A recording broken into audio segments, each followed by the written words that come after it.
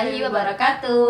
Hai, perkenalkan nama saya Naila Turiskia. Perkenalkan, nama saya Kunisa. Di sini kami akan menjelaskan materi tentang gadai syariah. Pertama-tama di sini kita akan menjelaskan tentang pengertian gadai syariah. Nah, apa sih gadai syariah itu? Apa ya? Secara umum itu gadai syariah dapat diartikan sebagai kegiatan menjaminkan barang-barang berharga kepada pihak tertentu untuk memperoleh sejumlah uang dan barang yang dijaminkan tersebut itu akan dapat ditebus nantinya sesuai dengan perjanjian antara nasabah dengan lembaga gadai. Nah, kalau di dalam agama Islam, gadai syariah itu disebut dengan ar-rahan.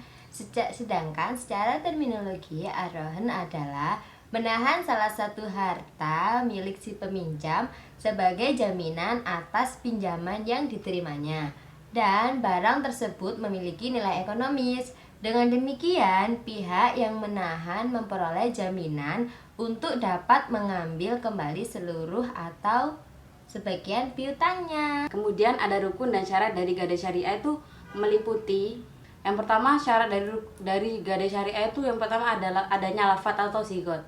Lafadz itu dapat saja dilakukan secara tertulis maupun secara lisan. Yang penting itu di dalamnya itu terkandung maksud adanya perjanjian gadai di antara para pihak yang terlibat.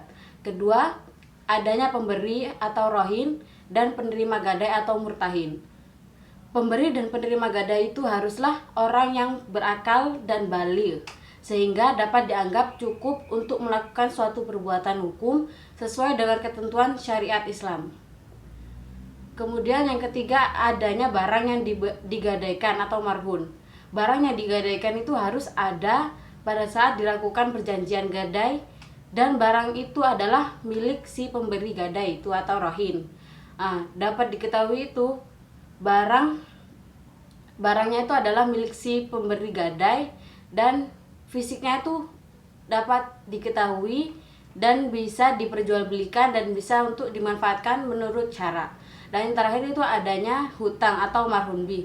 Hutang yang terjadi itu haruslah bersifat tetap, tidak berubah dengan tambahan bunga atau mengandung unsur riba. Kemudian yang ketiga yaitu syarat barang jaminan. Yang pertama, barang harus ada dan nyata. Yang kedua, barang harus memiliki nilai halal serta dapat disimpan dan dimanfaatkan. Yang ketiga, barang jaminan merupakan milik pribadi secara sah. Yang keempat, barang dapat diserahkan di saat transaksi awal. Yang kelima, barang jaminan harus tahan lama dan tidak mudah rusak. Kemudian ada dasar hukum gadai syariah. Yang pertama itu dasar hukum dari gadai syariah itu terdapat dalam 3 dasar. Yang pertama ada Al-Quran. Al-Quran ini tuh salah satunya ada di surat Al-Mudaththir ayat 38 yang bunyinya kullu nafsim bima kasabat rahina. Artinya tiap-tiap tanggung jawab itu atas apa yang telah diperbuatnya. Kemudian yang kedua ada hadis. Dasar hukum Islam yang kedua itu adalah hadis. Dalam hadis Rasulullah itu juga terdapat kebolehannya dalam melakukan suatu gadai.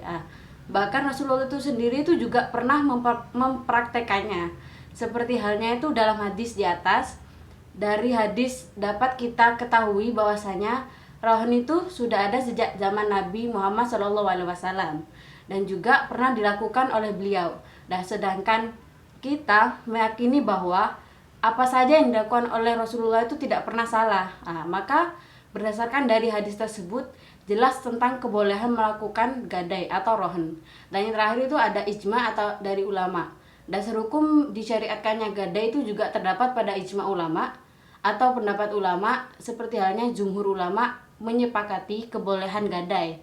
Yaitu berdasarkan pada kisah Nabi Muhammad SAW yang menggadaikan baju besinya untuk mendapatkan makanan dari seorang Yahudi. Kemudian ada praktek gadai syariah. Yang pertama, dalam sistem gadai syariah tidak memperlakukan sistem bunga.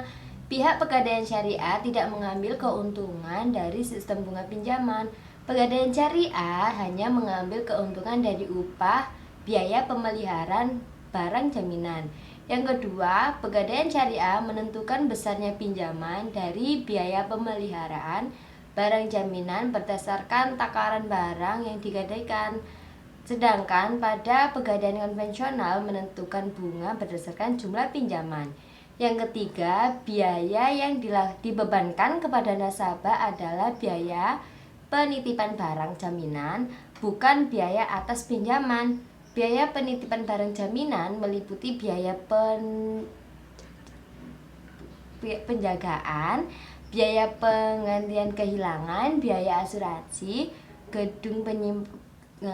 gudang penyimpanan, dan pengelolaan.